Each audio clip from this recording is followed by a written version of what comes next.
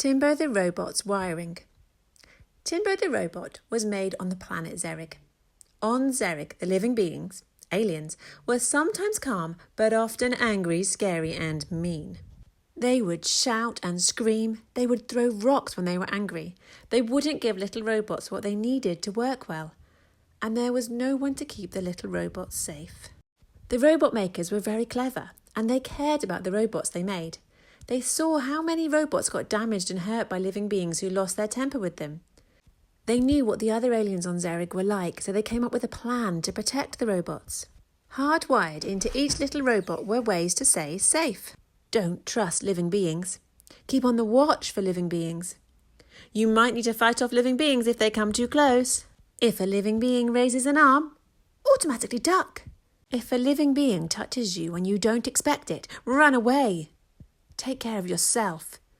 All of this was programmed into the new little robots. When the robot maker made Timbo, he hardwired all of this into his brain. It kept Timbo safe. He looked after himself. He didn't trust living beings. He ran away if they tried to touch him, and ducked if they raised their arms. Timbo lived for a year like this. It meant he could do his job, which was gardening for living beings, and stay safe and not end up on the scrap heap. Then one day a spaceship from Earth arrived. The astronauts explored the planet. One of them, Dave, saw Timbo gardening and thought how much his wife would like a gardening robot. So he bought him from the aliens he belonged to.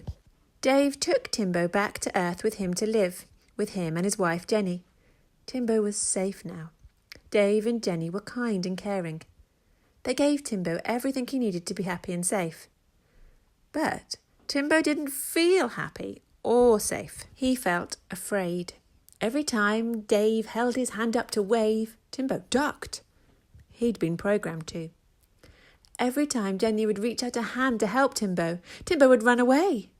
He'd been programmed to. Timbo couldn't rest and power down. He felt like he had to watch Dave and Jenny all the time. That's what his wiring told him to do. Timbo couldn't trust Dave and Jenny.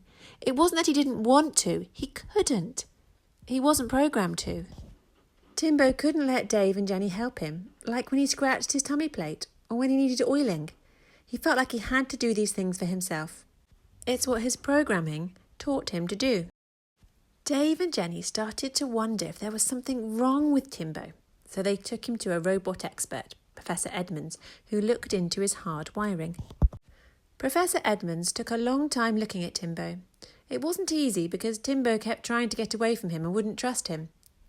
Professor Edmonds finally said, "Well, there's nothing wrong with this robot. He's doing exactly what his wiring is telling him to do. The problem is that his wiring is telling him that you aren't safe." "Oh," Dave and Jenny said. "Can you fix that?" "Well," said Professor Edmonds, "I can't rewire him. He wouldn't survive that. But he does have a program that allows him to adapt to new environments. I'll turn that on and tell you what to do. Though I warn you, it isn't quick." Professor Edmund told Jenny and Dave how Timbo needed lots of patience and understanding that he was just doing what he was wired to do.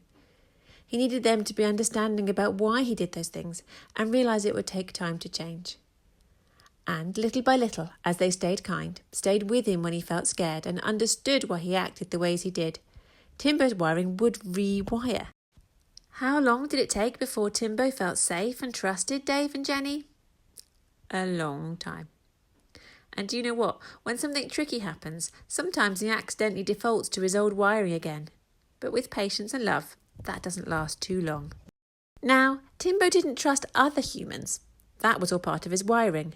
He didn't expect them to be kind and safe. He needed Dave and Jenny's help to learn person by person and moment by moment that other humans could be safe too.